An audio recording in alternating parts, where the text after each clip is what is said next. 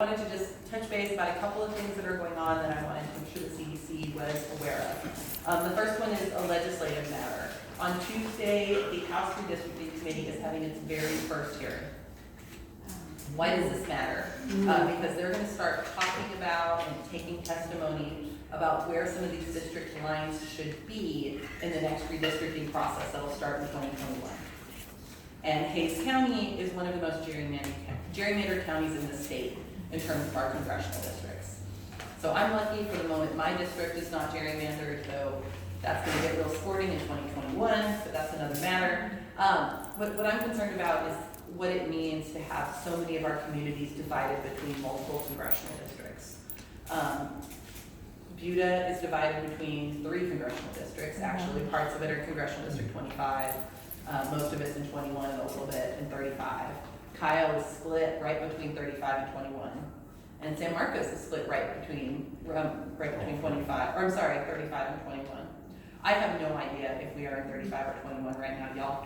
I have no idea because the lines, especially in downtown San Marcos and around campus, are just wild. One of the complications with students voting last election is that when they put that location on campus, they could only send one group of students there to vote because you can't consolidate precincts that are in different congressional districts. And the line between 21 and 35 goes right through the LBJ Student Center.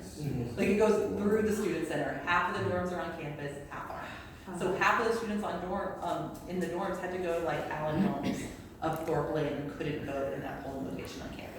Now we won't have that specific problem again because of voting centers. Thank you. I'm not low on sleep. No. So voting centers should address some of those issues next year, but that's sort of an example of some of the ramifications. But the bigger concern to me is that there's studies that show that communities divided between multiple congressional districts have a harder time reaching out to their conference people because there's 2 different people they need to reach. They have a harder time organizing to get those issues on their radar, and they even get less federal money back to their communities. And again, it's because their representation is divided. And so it's really important that we get some folks to show up and specifically advocate for Buda, Kyle, and San Marcos to stay whole in the next redistricting process. We had a really great training that where KBAD hosted folks from Fairmount, Texas, which is a nonpartisan coalition of several groups, to talk about that process. And we have, I have some information on how to formulate testimony, but in general, it's to come in there and say, this is our community. We need the ability to stay whole. And it's sort of making that argument about why your community belongs together and why it's a natural community of interest. So one thing that we talked a good bit about yesterday is like using school districts as a model, that all of San Marcos CISD should be in one congressional district. And honestly, San Marcos CISD might be in 3. I have to double check the lines, but it goes a fair bit into Caldwell County, and you don't have to get that far. It is? Hayes is in 3. Yeah, well, I'm just saying San Marcos, Hayes, I think both of them are. and Hayes CISD is in 3 different congressional districts. It's in 25, well, all 3 we have, 25, 35, and 21. In 2 different state senate districts. Huh? In 2 different state senate districts. Yes. and talking about the state senate district is a little bit more complicated. So I would recommend folks focus on the congressional districts, and some of the reason for that is because Congressional District 35 is one of the districts that's been involved in continuous litigation as a possible racial gerrymander. The argument is that 35 was designed to put as many possible Latino folks into one district and therefore minimize their voting power. So there's 2 main strategies in gerrymandering. There's packing and cracking. Packing is you stick everyone who's of the minority political persuasion into one district, and that way you can keep more districts around it safe. Cracking is you take the minority population and scatter them. So, if you, let's say you have 10 districts and 40% of the people are one party, 60% are party B. You stick that 40% around, if you put an even proportion of them in all 5 districts, you can draw districts where every single one is controlled by the majority party, and there's no representation for the minority party. And cracking is a really good example of what happened to Austin. And they're often combined. So they packed as much of the Hispanic population and student population as they could into Congressional District 35, which stretches from Austin to San Antonio. and then all of the other 4 districts that spiral out of the city of Austin are Republican controlled. And this is a city that's like 65% Democrat. It's an intentional way to mute the power of the minority party. Now that said, showing up at the hearing, I'm getting way more into the weeds than I meant to on this, but the point is to not come in there and talk about partisanship. It's to talk about these communities of interest. And honestly, that prevents some of this partisan argument if we keep communities like San Marcos, Buda, and Kyle whole. Why exactly does it matter before the census? Because after the census, and after the election, if we get control of the legislature, then we control we control the gerrymandering at that point. Well, no, so, okay, let me address that from like sort of a macro perspective. Right now. Did everybody hear Robert's question? Yeah, so Robert's asking about control of the party and why does it matter or control of the body in the gerrymandering process and why it matters now. Right now, every single branch of government in Texas is controlled by one party, the Republican Party. So the question is, if we take the House this session, does that change? Does that give us control? Honestly, it still puts us at a pretty significant disadvantage to only have control of one chamber. But having control of one chamber means we can have way better conversations that are protective about these communities of interest. We can prevent litigation. We have more negotiating tactics. We don't have control, but we have a voice. If every single thing is controlled by the Republican Party, we don't even have a voice other than litigation. Now, part of what's valuable about testifying this early, they're not going to show nexus early because they can't. We don't have the numbers.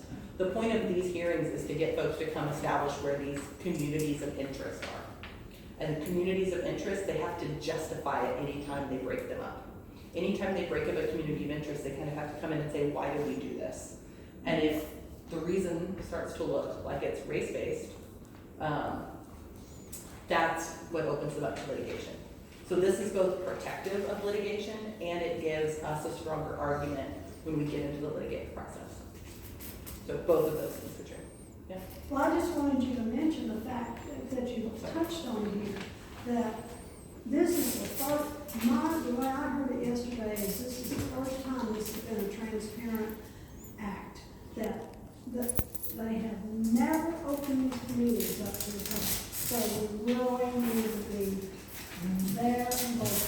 Yes, Fair Maps Texas, which is a coalition of League of Women Voters, Texas Civil Rights Project, and who am I forgetting? Common Cause Coalition, several nonpartisan groups that are really focused on good governance. They have really pushed the redistricting committee to have these open meetings, and they've had to fight for that. So it's important that there be a presence.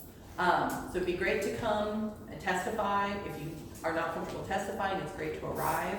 But even just to come and say, like, hey, I live here, the others, like, 100 feet from me is where the congressional district line is. This makes no sense. We're all part of one community. Even that's valuable. Just a quick 30 seconds of testimony. My office will be open all day. I'm trying to arrange some refreshments. The hearing will start at 1:30. We don't really know how long it'll go.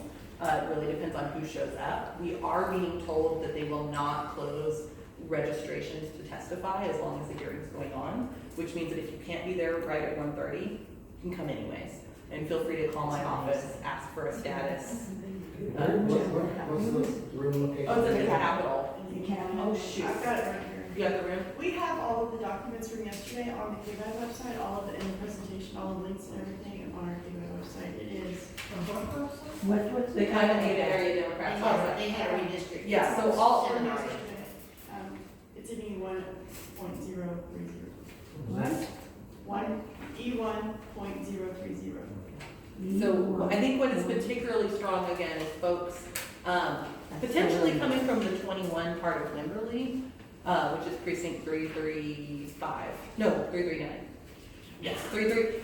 Folks from 339 who are part of that precinct or that 21 part of Wimberley. Most of Wimberley is 25. So there's one precinct that's 21.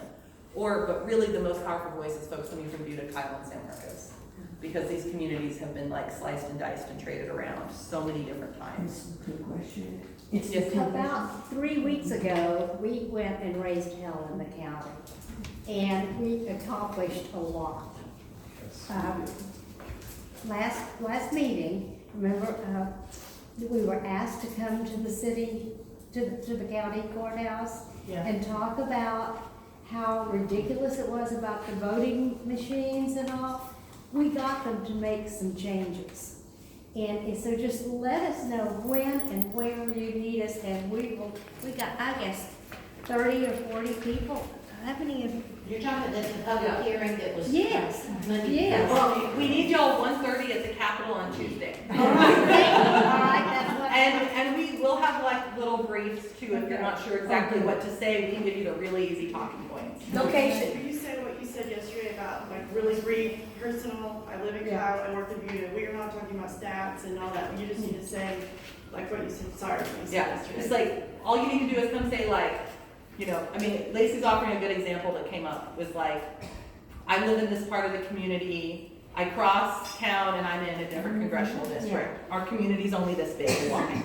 You know, don't do that, just keep us whole. Well, we hammered the night of Tuesday night, and was it Monday night and Tuesday morning, whatever. We made some progress. Were you there? I was there Monday night, I testified Monday night. Yeah, yeah, I wasn't there right. Tuesday. So I wasn't there, and I think that's a bit of a different topic, but, but I do think like people's voices are important. It does matter to come advocate for these communities of interest. Right. If we have, you know, 10 to 20 people showing up for each of these communities and making this case to keep them whole, it's gonna be way harder for them to justify slicing and dicing Hayes County Yeah. again. It's gonna be way harder if we have that record, and if it goes to a lawsuit, it's gonna be much stronger. And, you know, I'm personally reaching out to most of the nonpartisan elected officials in those areas and asking them to come, so I think we should have either a school board member or a city council member from each of those communities as well. But it really will make a difference. So, Swear in the.